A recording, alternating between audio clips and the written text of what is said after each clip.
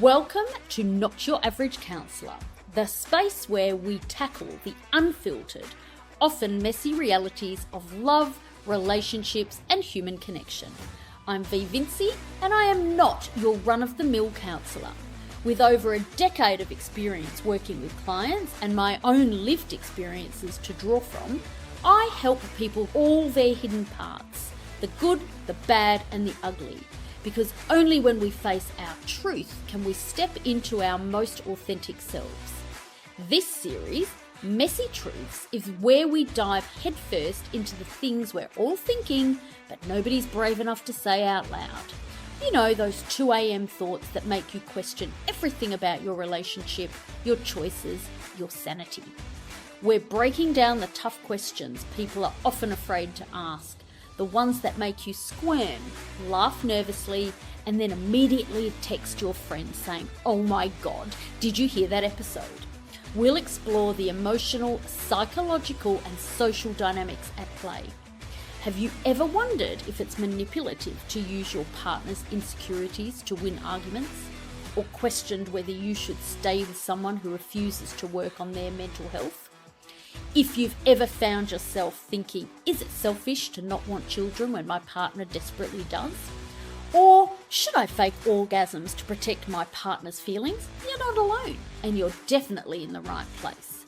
No sugarcoating, no cliches, just honest conversations about the messy, complicated, sometimes hilarious reality of being human in relationships.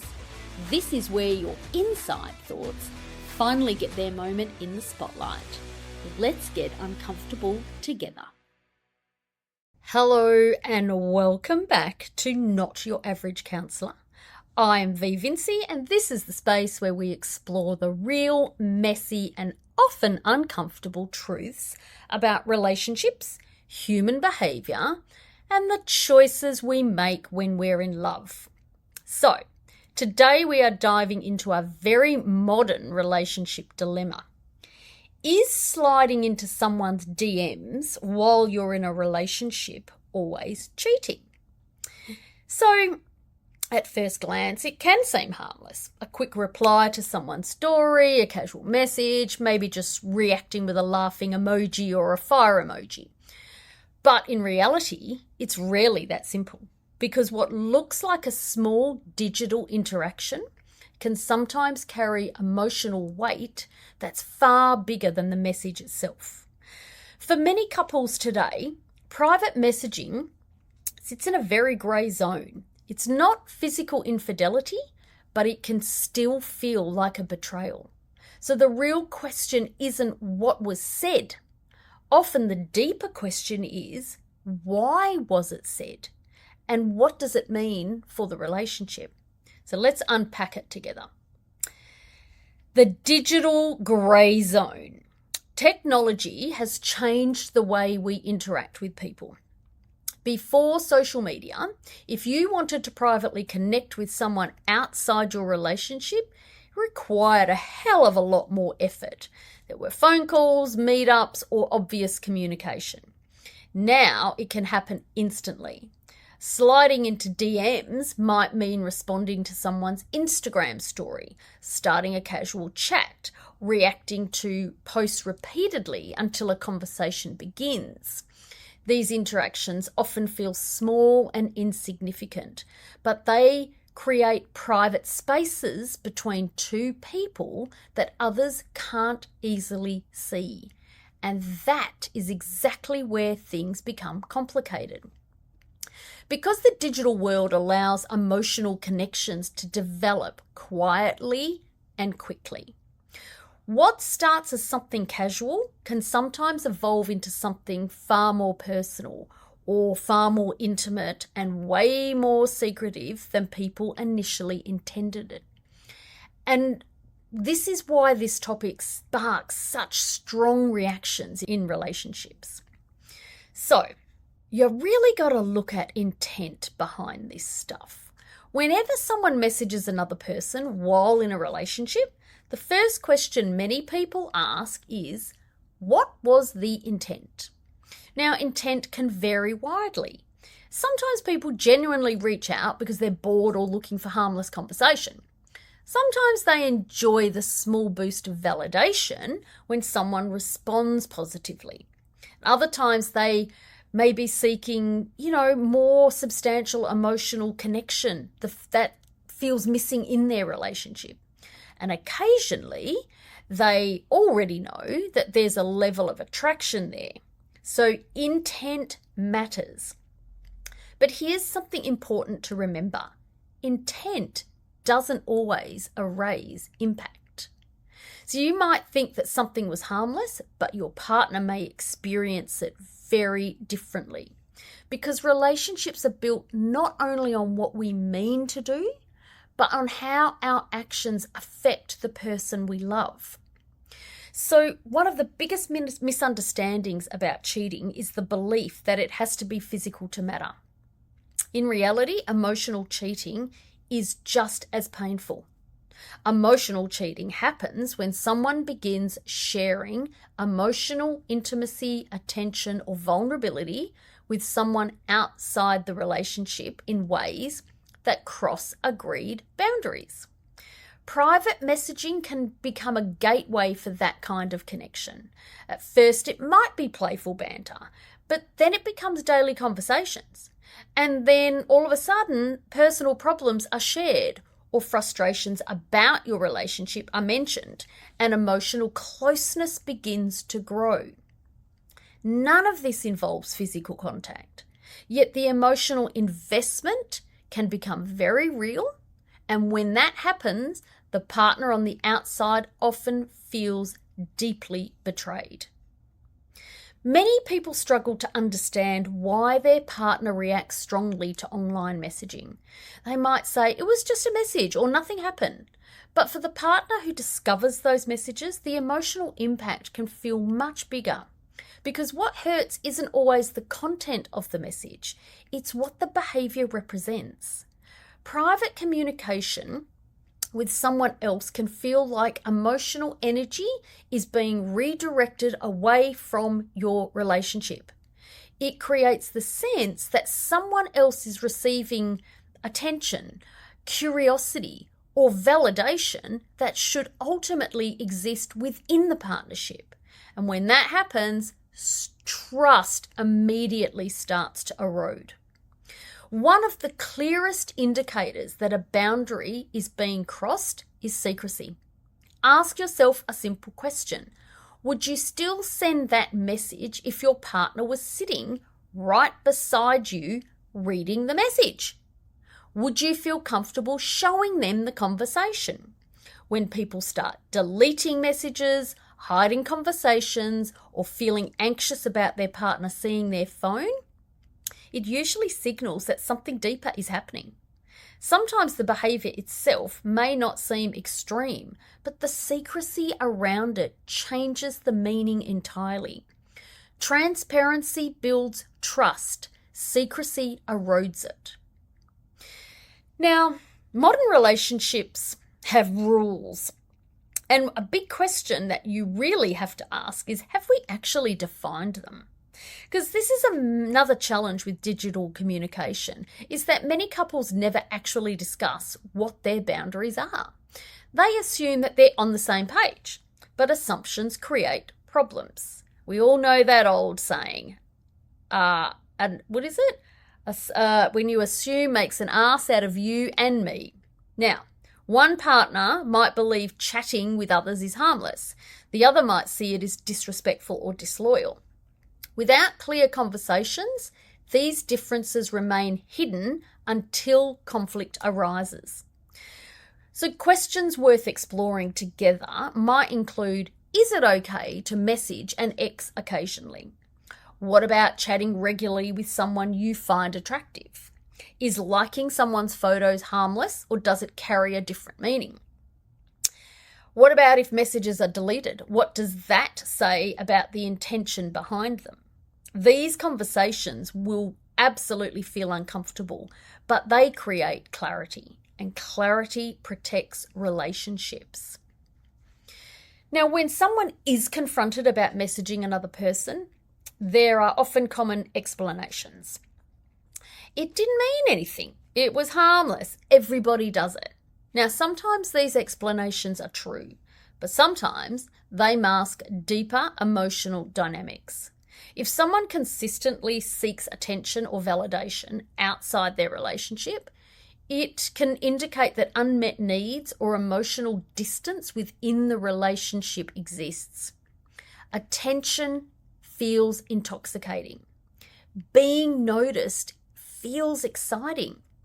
But seeking that energy elsewhere instead of addressing the relationship itself creates long-term damage. So what happens if a boundary is being crossed? How do you repair trust after a digital overstep? Look, if a boundary's been crossed, repairing trust requires honesty and, most importantly, accountability. Minimizing the behavior usually makes things worse. Instead, it helps to acknowledge the impact openly. Talk about what happened. Talk about why it happened. Most importantly, talk about what needs to change moving forward so that it doesn't happen. Repair involves rebuilding transparency and creating clear agreements about what feels respectful to both partners. Trust can be repaired, but it requires genuine effort from both people. And look, if I'm being honest, it really does require you to unpack the incident in a way that validates and acknowledges the partner's experience, but not to shame or embarrass the person that's done the breach of boundaries. It is there to help that person look at why they needed to step into feeling something that wasn't in their relationship and how they can address those needs either for themselves or within the relationship. The accountability piece is vital in repairing trust. So, healthy boundaries in the digital age, do they even fucking exist? Who knows? But the healthiest relationships today, they absolutely recognize that technology is a part of modern life. People will interact online. They will have friendships and connections outside the relationship. But healthy boundaries also protect the emotional safety of the partnership. And that might mean being mindful about private messaging. It really means unpacking. The earlier you unpack with each other, the better. And really ask those questions. Well, what would it look like for you? It probably means being open about interactions that could be misinterpreted. And it often means prioritizing the relationship's integrity over the short-term excitement of attention for others. Loyalty in the digital age isn't just about physical behavior. It's about emotional responsibility. Sliding into DMs might seem harmless at first glance, but often it reveals something much deeper about emotional needs, boundaries, and relationship dynamics. The real question isn't just what you did, it's why you did it. Because when a connection is truly innocent, honestly, it rarely needs to be hidden. In relationships built on respect and transparency, loyalty goes beyond physical actions. It's reflected in how we behave, even when no one else is watching. So, here's some reflection questions for you. Would I still send that message if my partner could see it? And what am I really looking for when I reach out to someone else? And ask yourself, have my partner and I clearly discussed what counts as cheating for us? If you are in the middle of a boundary breach, ask yourself this: is this interaction strengthening my relationship or quietly undermining it? So, I hope that today this opened up some thinking for you. Get some curiosity around where you are at in your relationship, or if you're out of one, what you want for your next one. Therapy I think in this instance, when there is a boundary, is probably one of the most helpful, but also one of the most uncomfortable. I'll give you that, because that accountability piece is pretty shit and it's hard to do. But if you work with someone who, look, you're not meant to be shamed by a partner or a therapist. So find someone who can do it in a completely non-judgmental space. However, if you're going to get a therapist that is, really softy on this, that's not going to help either, because that's just going to leave you both sitting in shit for far too long. Accountability is, I think, in some ways, part of what you pay for with a therapist, because they help you bring to light things that get really tricky for most people. So, if it has triggered you in any way, or if it's brought something up for you, I want you to, really have a think about it. And as usual, connect. I want you to connect with me on socials.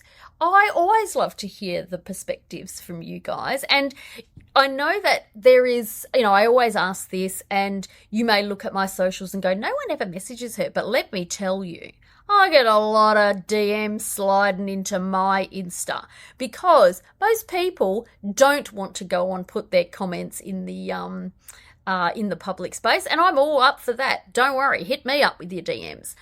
And I absolutely love them, because they're really thought-provoking, and I can really, I'm happy to answer a few questions there for you to give you a bit of I'm not going to go free advice, because, holy shit, that ain't going to happen. But I will always challenge you and help you to get a few answers for yourself in those DMs. So if someone might benefit from this, definitely feel free to share the episode.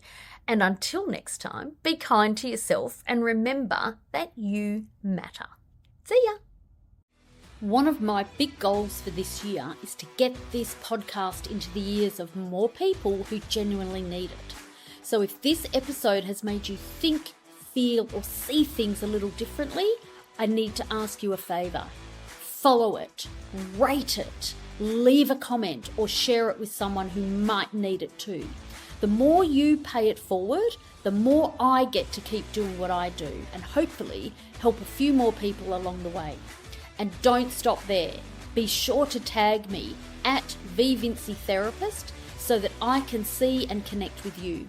I love hearing your thoughts and takeaways, so my inbox is always open. DM me anytime. Thanks again for listening. I'll catch you next time.